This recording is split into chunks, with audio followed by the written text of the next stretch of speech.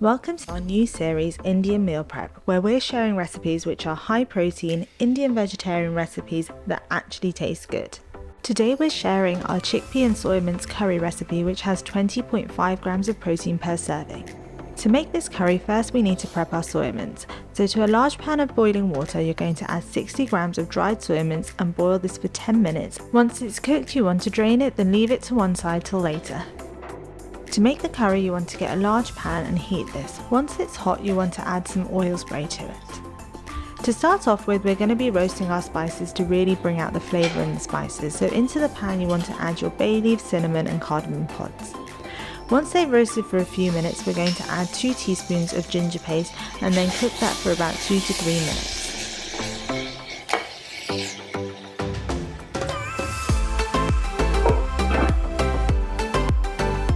Once the spices and ginger have been cooking for a few minutes, you can add your chopped tomatoes.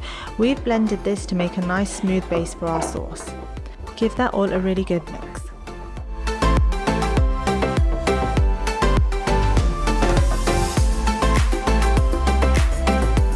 To really enhance the sauce, we're going to add some more seasoning and spice to our sauce. So we're going to go in with some salt, chili powder and ground cumin. Give that all a really good mix and then add 1 teaspoon of garam masala. Make sure that garam masala is mixed in well into the sauce, and to give some chance for that flavour to develop, we're then going to leave this to simmer for about 5 to 10 minutes. We're now going to add 2 tins of chickpeas which have been drained and the soya mince that we prepped earlier. Give that all a really good mix.